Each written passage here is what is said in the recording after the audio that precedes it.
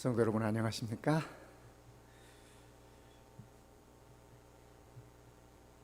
이 어려운 시기가 속히 지나가기를 우리가 다 희망하고 소망하는 것입니다. 밤에 일을 하고 잠을 자지 못하고 나와서 피아노를 쳐주신 우리 정은미 집사님 참 감사합니다. 우리가 이렇게 온라인으로 예배를 드리는 것이 벌써 한 달이 되어 가는데 한 달 내내 그렇게 헌신해 주시고 수고해 주심으로 인해서 참으로 감사합니다. 이렇게 헌신해 주시는 분들이 계셔서 우리 성도님들이 가정에서 평안한 마음으로 예배를 드릴 수 있습니다. 참으로 감사합니다. 또 뿐만 아니라 교과 공부를 지도해 주시고 또 이런 모든 것들이 가능하도록 또 뒤에서 애써 주시는 우리 이글박 장로님과 또 우리 박정근 집사님께도 감사를 드립니다. 하나님의 은혜와 축복이 우리 사랑하는 성도들에게 함께 하시기를 바라겠습니다. 저는 이 어려운 때에 우리 성도님들에게 희망의 메시지를 드리고 싶습니다. 또 위로의 메시지를 드리고 싶습니다. 오늘 우리 김석수 장로님께서 읽어주신 말씀, 그죠? 예레미야 29장 11절에 하시는 말씀이 우리 하나님의 생각을 우리에게 말씀하시는데 재앙이 아니라 평안이다. 그렇습니다. 요즘 세상이 이 재앙 속에 있는 것 같지만 우리 하나님께서 원하시는 것 그것이 아닙니다. 우리 하나님께서 원하시는 것은 당신의 백성들의 평안함입니다. 또 우리에게 희망과 미래를 주시고자 하시는 것이 우리 하나님의 생각이시라고 예레미야 선지자는 그렇게 얘기하고 있습니다. 그래서 저는 말씀 속에 있는 우리 믿음의 선조들의 삶을 통해서 우리가 어떻게 하면 하나님의 은혜 속에서 우리의 미래를 꿈꿀 수 있고 또 어떻게 평안을 유지할 수 있고 어떻게 희망을 가지고 나아갈 수 있는지를 생각해 보고 싶습니다. 창세기 31장에 있는 말씀 보겠습니다. 창세기 31장 3절에 보면 여호와께서 야곱에게 이르시되 내 조상의 땅 곧 내 족속에게로 돌아가라. 내가 너와 함께 있으리라 하신지라. 이 말씀은 야곱이 그의 집을 떠나서 형을 속이고 아버지를 속이고 야곱이 도망가지 않습니까? 도망간 다음에 삼촌 집이 있는 외갓댁이 있는 곳으로 그가 도망을 가서 20년의 시간이 흘렀습니다. 가나안에서 20년을 이 외갓댁에서 20년을 보낸 야곱에게 하나님께서 말씀하십니다. 야곱아, 내 조상의 땅 가나안으로 돌아가라. 너희 아버지가 계시는 그곳으로 돌아가라. 이렇게 말씀하십니다. 예상치 못한 갑작스러운 말씀이었습니다. 물론 삼촌과의 그 여러 가지 문제들이 있었지만은 그런 갈등 중에 있을 때 하나님께서 야곱에게 고향으로 돌아가라고 그렇게 말씀하십니다. 고향으로 돌아가려고 생각을 해보니까 야곱에게 있어서 커다란 이 장애가 있었습니다. 첫 번째는 형 에서입니다. 아직도 형이 분이 풀리지 않았을 것 같은데 형을 어떻게 만날 것인가, 그의 마음속에 장애가 되었습니다. 하나님께서는 그에게 돌아가라고 하시는데 왜 하나님께서 야곱에게 고향으로 돌아가라 하셨을까? 아직 형 에서의 노가 풀린 상황이 아닌데 말입니다. 그래도 야곱은 하나님께서 가라 하시니 짐을 쌉니다. 그리고 발걸음을 옮겨 가기 시작합니다. 성도 여러분, 사람이 화가 어느 정도 나면 20년이 지나도 그 화가 풀리지 않을까요? 우리들의 삶 속에 혹시 그런 분노가 있습니까? 그런 화가 있습니까? 그렇죠? 야곱이 돌아온다는 소식을 듣고 그의 형 에서는 400명을 거느리고 동생을 잡겠다고, 동생을 죽이겠다고 길을 떠나지 않습니까? 저는 에서의 그 분노를 생각하면서 에서의 그 분노 뒤에는 사탄이 작용하고 있구나, 그렇게 생각했습니다. 하나님이 작용하고 있다면, 하나님이 역사하고 있다면 그 분노가 20년씩 갈 수 있겠습니까? 그렇죠?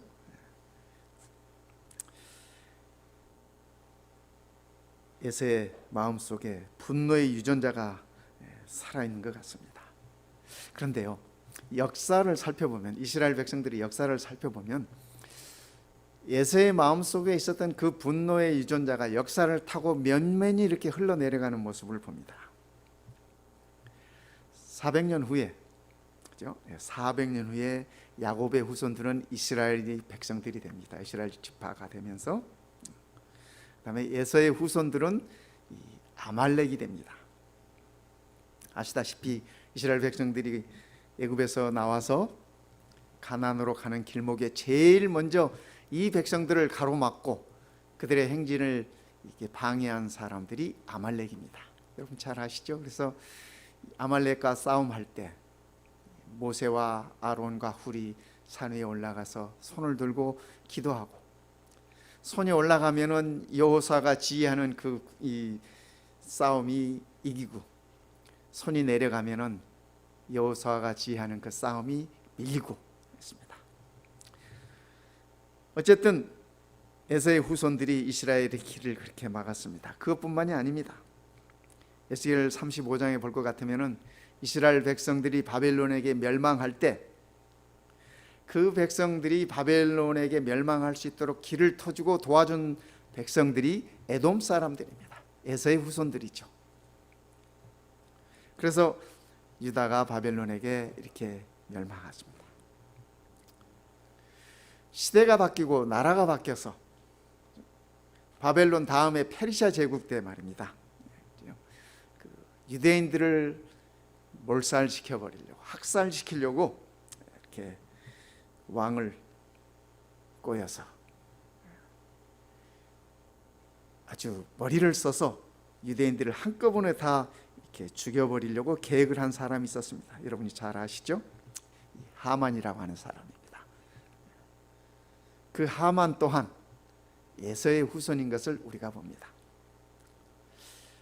하나님의 백성들을 없애기 위한 사단의 조종을 받는 백성들이 얼마나 집요하게 끈질기게 하나님의 백성들을 괴롭히는지 우리가 성경에서 살펴볼 수 있습니다. 그런데 이 이야기는 구약에만 해당하지 않습니다. 우리가 다 아시다시피 창세기에서 시작된 이 이야기는 요한계시록이 끝날 때까지 사단이 조절하는 그 백성들이 하나님의 백성들을 없이 하기 위하여, 여인의 후손들을 없이게 하여 끝까지 싸우고 투쟁하는 모습들을 우리는 보는 것입니다. 이 싸움을 야곱은 영적인 싸움으로 이해한 것 같습니다. 창세기 32장 1절 2절에 볼 것 같으면 야곱이 이렇게 얘기합니다. 야곱이 길을 가는데 하나님의 사자들이 그를 만난지라. 야곱이 그들을 볼 때 이르기를 이는 하나님의 군대라 하고 그 땅 이름을 마하나임이라 하였더라. 야곱은 하나님의 말씀에 따라서 고향으로 돌아가는 그 길목에서 하나님의 사자들을 만나는데 그는 하나님의 군대라고 표현합니다. 하나님의 군대가 있다고 하면 이 말씀 가운데 기록은 되어 있지 않지만 우리가 그 이면에 하나님의 군대가 있다면 반드시 사단의 군대도 있다고 하는 것을 인식할 수 있습니다. 오늘 우리의 삶에서도 마찬가지 아니겠습니까? 내 안에 하나님과 거룩한 영과 악한 영이 늘 싸우고 있는 것을 우리가 봅니다. 그래서 야곱은 이 싸움의 실체를 본 것 같습니다. 그래서 그가 야복강에서 하나님께 매어 달리는 것 아니겠습니까? 32장 6절에 보면, 26절에 보면 이렇게 말합니다. 그가 이르되 날이 세리하니 나로 가게 하라. 밤새 야곱과 더불어 씨름했던 그가 이르되 나로 가게 해달라. 야곱이 이르되 당신이 내게 축복하지 아니하면 가게 하지 아니하겠나이다. 야곱은 이 싸움이 영적인 싸움인 것을 알았습니다. 근데 성도 여러분, 이상하지 않습니까? 야곱이 말입니다, 그 야복강가의 싸움에서 내게 축복해 주지 않으면 내가 놓지 않겠습니다 라고 얘기합니다. 근데 이 야곱은 아시다시피 그가 어머니 태중에 있을 때부터 축복을 받은 사람이었습니다. 태어나기 전에 이미 하나님께서 그를 축복하셨습니다. 작은 자가 큰 자를 다스릴 것이라고 그렇게 이미 축복하셨습니다. 또 세월이 지나서 아버지에게서 장자의 축복도 그가 받았습니다. 비록 속이고 받은 것이지만 그가 장자의 축복을 받았습니다. 또 하나님으로부터의 그 유업 또한 그가 약속을 받았습니다. 그런데 왜 지금 20년이 지난 지금 당신이, 그죠? 하나님께서 내게 축복하지 않으면 가게 하지 않겠습니다. 야곱이 여기서 말하는 이 축복이라는 건 무슨 축복일까요? 어떤 축복을 야곱이 기다렸을까요? 저는 이 말씀을 명상하면서 그렇게 생각을 했습니다. 지금 내 삶 속에, 지금 내 삶의 현장에 당신의 약속이 실현되게 해어 주십시오라고 하는 그러한 그의 기도가 아니었을까, 그렇게 생각해 보는 것입니다. 여러 번 하나님께로부터 그가 축복을 받았습니다. 약속을 받았습니다. 그러나 그 축복이 그의 삶의 현장에서 이루어지게 해달라고 그가 얘기하고 있는 것입니다. 그래서 그가 30절에 이렇게 얘기합니다. 그 싸움이 끝난 다음에 내가 하나님과 대면하여 보았으니 내 생명이 보존되었다 하미라. 내가 하나님을 만났으나 내 생명이 보존되었다. 그가 밤새도록 함께 씨름했던 그분이 하나님이었다고 그가 고백하고 있는 것입니다. 그래서 그가 하는 말이 그곳 이름을 브니엘이라, 브니엘, 하나님의 얼굴이라는 그런 의미입니다. 밤새 그는 목숨 건 싸움을 했습니다. 말이 싸움이지 하나님께 매어 달리는 그의 기도였음을 우리는 보는 것입니다. 그래서 하나님께서 야곱의 믿음을 보시고 그의 손을 들어주셨습니다. 그의 끈기를, 기도의 끈기를 보면서 야곱의 믿음의 끈기를 하나님께서 보셨습니다. 야곱의 기도의 강도는 그의 믿음의 강도였습니다. 그의 기도 가운데 얼마나 간절함이 있었는가를 나타내는 것이었습니다. 그런데 성도 여러분, 그 결과가 무엇인지 아십니까? 우리가 다 아시죠?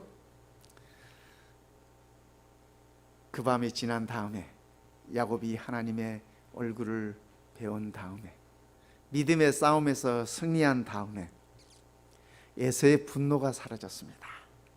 그 후에 야곱이 에서를 만납니다.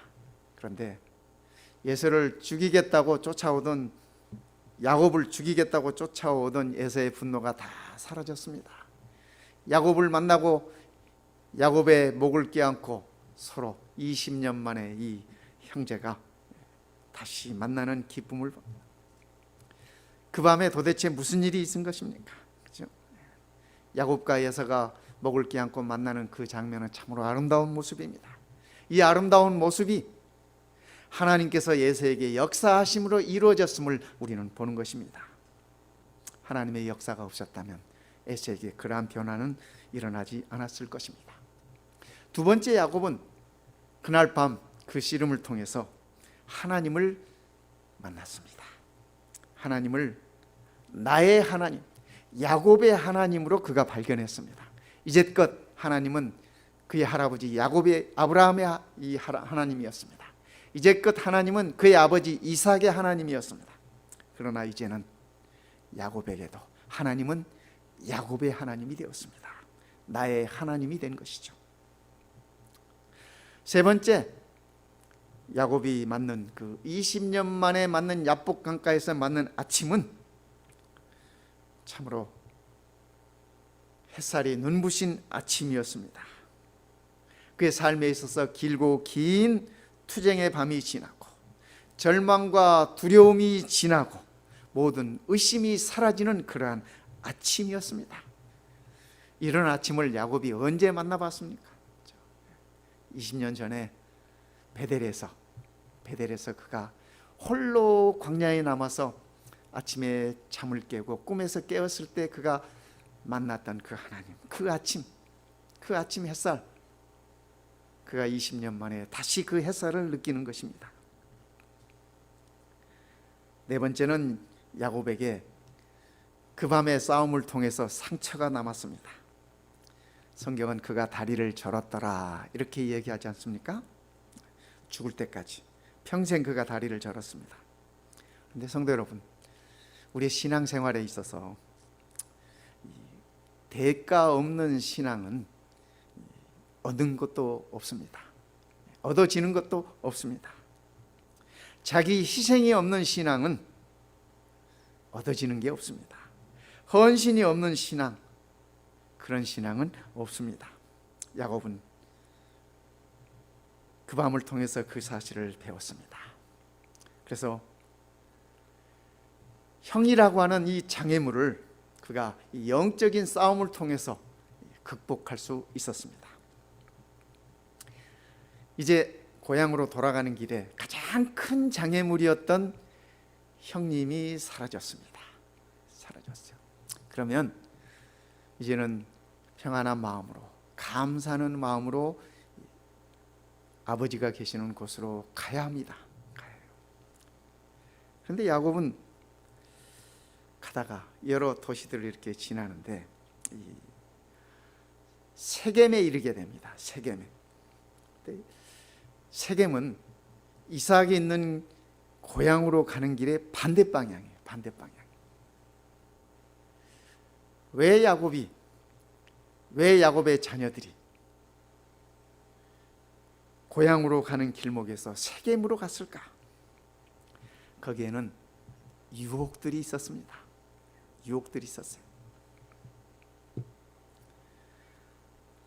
가나안 땅 최종 목적지는 아버지가 계시는 이삭이 있는 그곳이었는데 야곱은 집으로 가지 아니하고 반대 방향인 세겜으로 갔습니다. 세겜에 갔을 때 그에게 많은 자유의 축복들이 있었을 것입니다. 또 그곳에 이렇게 발전해 있는 모습들, 또 가나안 사람들의 그 아름다운 누리고 있는 그런 것들을 보면서 나도 이제 20년 동안 고생했으니까 이런 것들을 누릴 만한 자격이 있어, 이런 생각을 했을지도 모르겠습니다. 그런데 아시다시피 세겜에서 야곱에게 있어서는 가장 잊을 수 없는 상처로 남는 사건이 발생합니다. 아시다시피 그의 딸 디나가 그곳 여인들을 보러 이렇게 내려가요. 그런데 그때 하필이면은 추장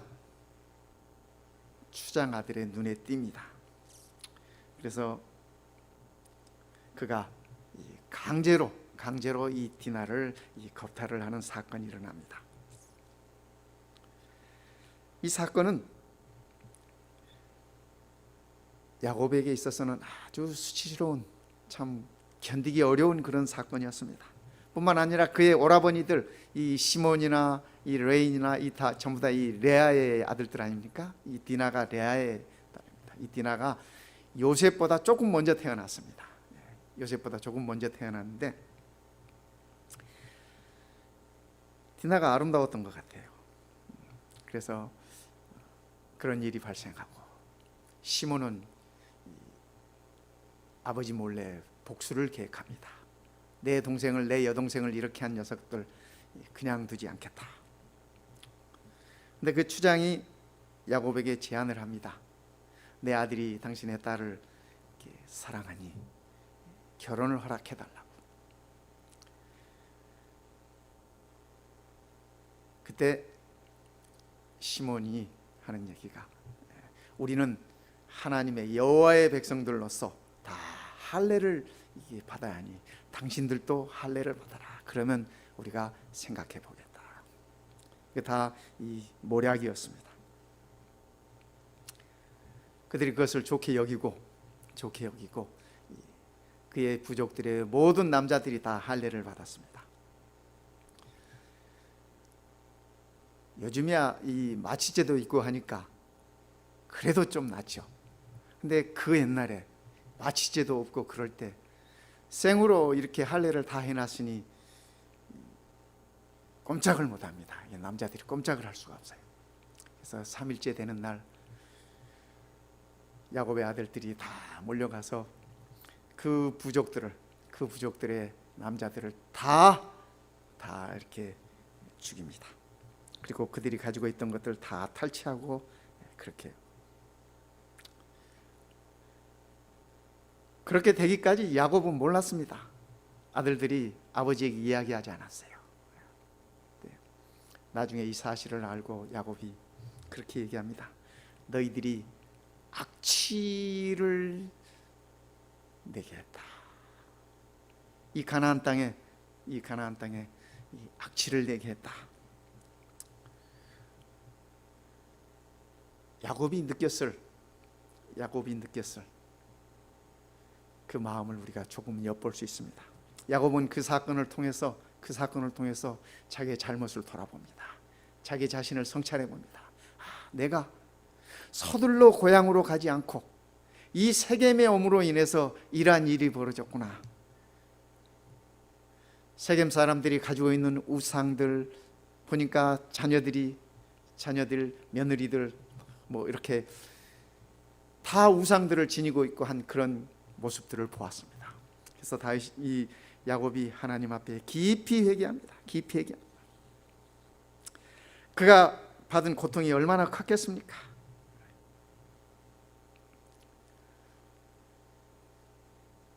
야곱이 하나님의 말씀을 따르지 않으니 세겜의 고통이 이르러 왔습니다. 끝까지 하나님의 말씀을 서둘러 순종하지 않은, 완주하지 않은 그것 때문에 편안하게 거하려고 하는, 안주하려고 하는 그 일에 고통이 이르러 왔습니다. 사람의 삶에 있어서 고통과 고통은 선택인 것 같습니다. 창조적인 고통이 있는가 하면 소모적인 고통이 있어요. 우리가 살아가면서도 그러지 않습니까? 옛날 우리 한국 사람들이 이렇게 자녀들에게 이렇게 과거를 보라고 이렇게 옛날에 많이 그랬습니다. 왜냐하면 과거를 봐서 이렇게 입신을 하면, 그죠? 입신을 하면은 그 가난을 벗어날 수가 있기 때문에 그랬습니다. 옛날에 우리나라 사람들이, 이 가난한 사람들은 땅도 가지고 있지 않고, 그죠? 지닌 게 없어. 그러니까 이렇게 과거를 보거나 이런 시험을 보면 거기에 따른 신분이 보장되는 것 때문에 그렇습니다. 옛날에는 그랬지만 또 현대사회에 와서는 이 고시라고 그러지 않습니까? 고시. 개천에서 용난다는 말이 다 그런 말이었습니다. 가난하고 가진 것 없는 사람들이 열심히 공부만 해가지고, 그죠? 형설의 공, 그죠? 형설의 공을 쌓아서 공부를 해서 이렇게 고시 합격하면은 보장이 되는 거예요. 생활이 보장이 돼요. 그래서 공부의 고통이 가난의 고통보다 더 낫다고 하는 것을 해서 그것을 선택하는 것입니다. 또 운동하는 사람들도 마찬가지입니다. 운동하는 사람들도 제가 몸 가꾸는 사람들 보니까 참 각고의 노력을 하더라고요. 몸을 만들기 위해서 먹는 것도 또 뛰는 것도 얼마나 열심히들 하는지. 근데 그렇게 만들어 놓은 것도 조금만 이렇게 삐끗하면은 또 이렇게 다시 돌아가지 않습니까? 운동하는 것도 고통이에요. 그러나 운동하지 않아서 이르러오는 질병 또한 고통이에요. 우리가 어떤 고통을 선택할 것인지. 우리가 하나님께 기도하는 것도 고통인가요? 고통이라면 고통일 수 있습니다. 그러나 그 기도의 고통은 우리들에게 있어서 인생의 고통을, 우리의 삶의 문제의 고통을 대신해 준다고 하는 사실을 우리가 기억하면 좋겠습니다. 어쨌든 우리가 삶이라고 하는 것은 고통과 고통을 맞바꾸는 것입니다. 무엇을 해도 다 고통입니다. 그러나 그 고통이 우리가 창조적인 고통인지 아니면은 소모될 수밖에 없는 그런 고통인지 우리가 한 번쯤 생각해 보면 좋겠습니다. 야곱은 세겜에서 약 10년의 세월을 보냅니다. 그의 영혼에 암흑기였습니다. 암흑기였어요. 몸은 편했어도 그의 영혼은 암흑기였어요. 왜요? 딸 디나의 그 사건을 통해서 그의 딸들이 세상 딸들을 보러 갔다가 그러한 일이 있었습니다. 그들과 친구가 되지 말아야 했습니다. 하나님 그들과 섞이지 말라고 했습니다. 그런데 고향으로 돌아가는 일에 그들과 친구가 되기 위해서 그들과 접촉하고 하면서 생겨난 그러한 불행한 사건이었습니다. 뿐만 아니라 그들과 결혼하지도 말아야 합니다. 하나님께서는 그들과 결혼하지 말라고 제안했습니다. 그럼에도 불구하고 그들과 결혼하기 위해서 그들의 제안을 받아들였어요. 그 안에 속임수가 난무하고, 그렇죠? 하나님께서는 그들과 섞여 살지 말라고 하는데 그들과 섞여 살려고 하는 그러한 움직임이 있었습니다. 야곱은 그 일이 다 일어나고 난 다음에 그가 자신을 돌아보며 회개합니다. 창세기 35장의 1절부터 이렇게 기록하고 있습니다. 하나님이 야곱에게 이르시되, 자신을 살피고 있는 그 야곱의 괴로움을 하나님께서 아셨습니다. 그래서 하나님께서 일어나 베델로 올라가라. 거기 거주하며 내가 내 형 에서의 낯을 피하여 도망하던 때에 내게 나타났던 하나님께 거기서 제단을 쌓아라, 이렇게 말씀해 주셨습니다. 그래서 야곱이 하나님의 그 음성을 듣고 자신을 살피면서 자기 자녀들에게 이렇게 얘기합니다. 자기 집안 사람과, 여기 집안 사람이라고 하는 것은 부인을 포함한 여러 사람들이 있죠. 그 다음에 함께한 모든 자에게 이르되, 너희 중에 있는 이방 신상들을 버리고 자신을 정결하게 하고 너희의 의복을 바꾸어 입어라. 일어나 우리가 베델로 올라가자. 야곱은 하나님께서 그를 번창케 하셨고 하나님께서 그의 길을 평탄케 하셨지만은, 그러나 끝까지 하나님의 말씀에 따르지 못하고 잠시 한눈을 팔고 잠시 세상을 향하여 나아갔던 자신들을 돌아보면서 회개했습니다. 그리고 하나님 앞에 다시 자신을 겸손케 했습니다. 그의 자녀들에게, 그의 온 식솔들에게 그들이 지니고 있던 모든 이방 신상들을 버려라. 야곱의 자녀들이 이방의 신상들을 소유하고 있었음을 우리는 이 말씀 속에서 볼 수 있습니다. 그리고 너의 자신들을 청결하게 하라, 하나님 앞에. 그리고 의복을 다 바꾸어 입어라.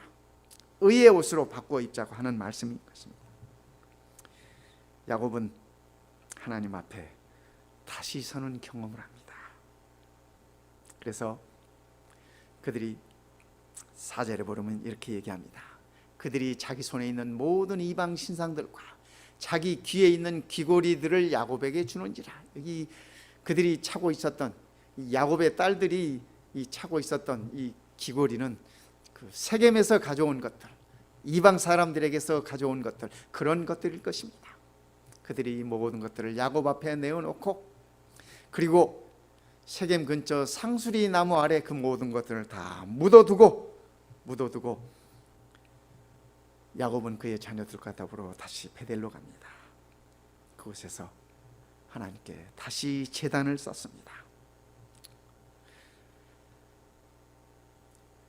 아시다시피 이 베델은 야곱이 처음 하란으로 갈 때 그가 잠을 잤던 곳 아니겠습니까?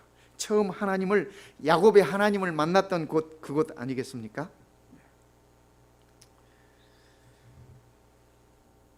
그 베델을 생각할 때 그가 아무것도 없이 빈 몸으로 하란으로 갔습니다.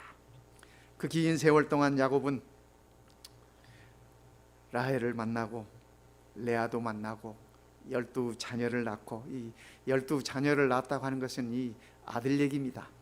그 중에 딸들도 여럿 있었어요. 뭐 이 성경에 디나만을 적고 있지만 또 거기서 그의 많은 재산도 불리고,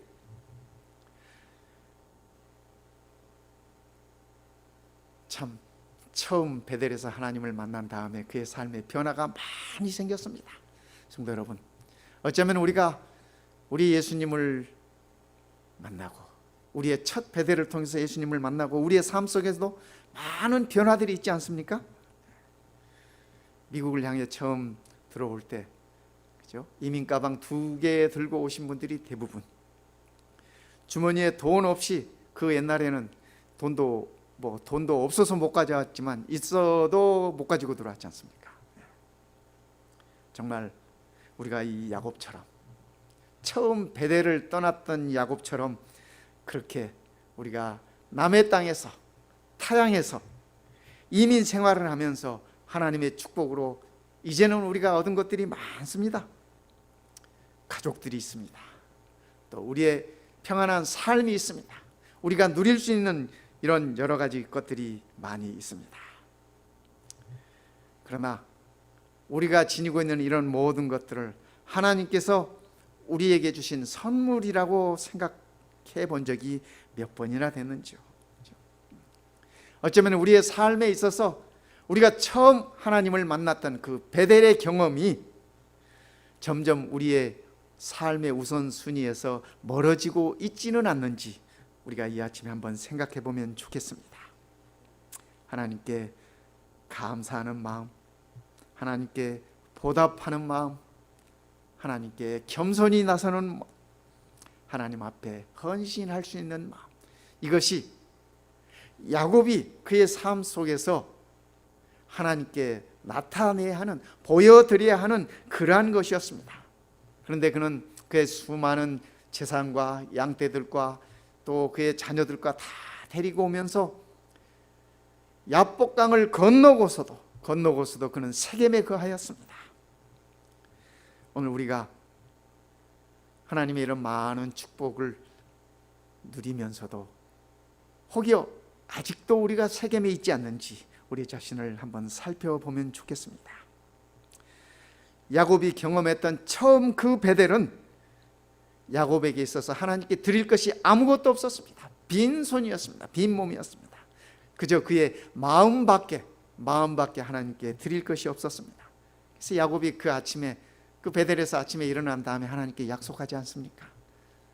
하나님께서 나를 아버지의 집으로 이렇게 잘 돌아오게 해주신다면 내가 하나님께 11조를 드리겠습니다. 하나님께 헌신하겠습니다. 그가 다 하나님께 약속했어요. 세월이 많이 지난 다음에 그가 다시 베델에 섰을 때 이제는 그가 마음과 더불어 하나님께 드릴 것이 있었습니다. 처음 베델에서 그가 하나님께 약속했던 것들을 그가 이제는 두 번째 이 베델을 통해서 하나님께 그의 약속이 진실되었음을 증명해야 되는 것이었습니다. 그러기에 저는 야곱의 삶을 통해서 들여다봅니다. 우리 모두에게도 처음 베델이 있다. 하지만 이 처음 베델은 우리들에게 두 번째 베델을 요구한다, 이렇게 생각합니다. 두 번째 베델에 우리가 다시 올라설 수 없다면, 다시 그 베델에 가서 하나님께 우리가 우리의 자신을 드릴 수 없다면 첫 번째 베델은 우리들에게 아무런 의미가 없게 되는 것입니다. 어쩌면 그것은 우리들의 신앙에 있어서 물거품이 될 수밖에 없는 것입니다. 성도 여러분, 우리가 이 어려운 이때에 야곱처럼 자신을 살피는, 우리의 가족들의 삶을 살피는 그러한 계기가 되었으면 좋겠습니다. 다시 한번 우리가 베델로 올라가는 그러한 경험이 되었으면 좋겠습니다. 창세기 35장 9절부터 11절에 있는 말씀을 통해서 우리는 야곱의 모습을 다시 보게 됩니다. 야곱이 밧단 아람에서 돌아오며 하나님이 다시 야곱에게 나타나사 그에게 복을 주시고 하나님의 임재가 회복되었습니다. 하나님이 다시 야곱에게 나타나사, 여러분, 야곱이 세겜에 있는 그 10년 동안 하나님은 단 한 번도 그에게 나타나지 않으셨습니다. 그러니까 두 번째 베델을 통해서 하나님의 임재가 회복됐다는 사실을 우리는 이 말씀 속에서 확인할 수 있습니다. 두 번째, 하나님이 그에게 이르시되 내 이름이 야곱이지만은 내 이름을 다시는 야곱이라 부르지 않겠고 이스라엘이 내 이름이 되리라. 그런데 이 말씀은요, 그렇죠? 야곱의 이름을 잊어버려라. 이제는 다시는 야곱이라고 부르지 않겠다. 이스라엘이라고 부르겠다. 근데 오래전에 하나님께서 야곱에게 이 말씀을 하셨어요. 해주셨어요. 그럼에도 불구하고 야곱이라는 이름을 계속 이렇게 써오고 있었던 것으로 우리가 이 말씀을 통해서 볼 수 있습니다. 그래서 이제 다시는 야곱이라고 부르지 말고 그의 이름을 이스라엘이라고 부르다. 그가 그의 이름을 이스라엘이라고 부르시고 하나님께서 주신 이스라엘이라고 하는 그 이름을 야곱이 회복했습니다. 이 두 번째 베델에서 말입니다. 11절에는 하나님이 그에게 이르시되 나는 전능한 하나님이라. 생육하고 번성하라. 한 백성과 백성들의 총회가 내게서 나오고 왕들이 내 허리에서 나오리라. 이 말씀은 야곱의 미래에 있어서 야곱에게서, 야곱을 통하여서 메시아가 오실 것을 나타내는 말씀입니다. 한 백성과, 하나님의 이스라엘이라고 하는 백성과, 선택한 그 백성과 백성들의 총회가 내게서 나오고 왕들이 내 허리에서 나오리라. 야곱의 후손 가운데서 왕들이 나오리라고 하는 이 말씀 가운데서 왕 중의 왕이신 메시아가 나올 것이라고 하는 예언이 이 말씀 속에 포함되어 있는 것을 우리는 보는 것입니다. 야곱에게 있어서 비전이 회복됩니다. 비전이 회복됐습니다. 그 후로 야곱은 아버지에게로 돌아갑니다. 아버지 이삭의 집으로 돌아가서 그의 유업을 인수받습니다. 그렇게 됐을 때 그제서야 이삭이 눈을 감습니다. 야곱이 돌아온 후에 이삭이 140세에 눈을 감습니다. 그때 에서와 야곱이 함께 아버지 이삭을 장례 치렀다고 성경은 그렇게 적고 있습니다. 성도 여러분, 우리가 베델로 돌아가십시다. 예레미야 29장 11절 12절에 있는 말씀 보겠습니다. 여호와의 말씀이니라. 누구의 말씀이에요? 여호와의 말씀이에요. 우리 하나님께서 하시는 말씀이에요. 너희를 향한 나의 생각을 내가 아나니. 하나님께서 그분의 생각을 그분이 아신대요. 평안이요 재앙이 아니니라. 요즘 우리가 코로나 바이러스 때문에 참 이렇게 고생하지 않습니까? 우리 일상을 다 잃어버렸지 않습니까? 얼마나 우리 성도님들과 더불어 찬양하고 할 때가 그립던지, 얼마나 우리 성도님들의 손을 잡고 인사하던 때가 그리운지, 함께 예배하며 함께 찬양하던 모습들이 얼마나 그리운지, 함께 음식을 먹고 파트락을 나누면서 웃고 즐기며 교제하던 시간들이 그리운지, 우리의 모든 일상을 다 잃어버렸어요. 그렇더라도 성도 여러분, 이것이 우리 하나님의 생각으로 비롯된 것이 아님을 기억하시기 바랍니다. 나의 생각은 재앙이 아니라 평안이다. 너희에게 미래와 희망을 주는 것입니다. 그렇습니다. 우리에게 미래가 있습니다. 우리에게 희망이 있습니다. 두 번째 베델을 통과한 야곱에게 하나님께서 하나님의 임재도 회복시켜 주셨고 그의 이름도 회복시켜 주셨고 그의 미래에 대한 비전도 회복시켜 주셨듯이 그의 미래에 대한 희망을 회복시켜 주셨듯이 오늘 우리에게도 하나님께서 이 모든 것들을 허락하시고 회복해 주실 것이라고 저는 그렇게 굳게 믿습니다. 너희가 내게 부르짖으며 내게 와서 기도하면 내가 너희들의 기도를 들을 것이다. 하나님의 약속입니다. 성도 여러분, 우리의 삶 속에서 하나님의 임재가 회복되기를 바랍니다. 우리의 삶 속에서 내가 하나님의 자녀라고 하는 나의 이름이 회복되기를 바랍니다. 오늘 우리의 삶 속에서 비록 지금은 어렵지만 이 어려운 시기가 지나고 반드시 지날 것입니다. 이 어려운 시기가 지나고 우리가 다시 한번 예수님의 꿈이었던 이 땅의 복음을 나누는 그것을, 우리의 비전을 회복하게 될 것입니다. 그러기 위해서 우리가 다 하나님의 제자가 되신 것 아니겠습니까? 오늘 이 안식일 우리 모든 성도님들 가슴마다, 그리고 우리 모든 성도님들 가정마다 하나님의 이 축복이 함께 하시기를 바랍니다. 또 온라인을 통해서 이 말씀을 접하고 들어오시는 우리 교인들이 아니라 할지라도 여러분들의 삶 속에도 동일한 축복과 은혜가 함께 하시기를 이 시간에 우리 주님의 이름으로 간절히 축복드립니다.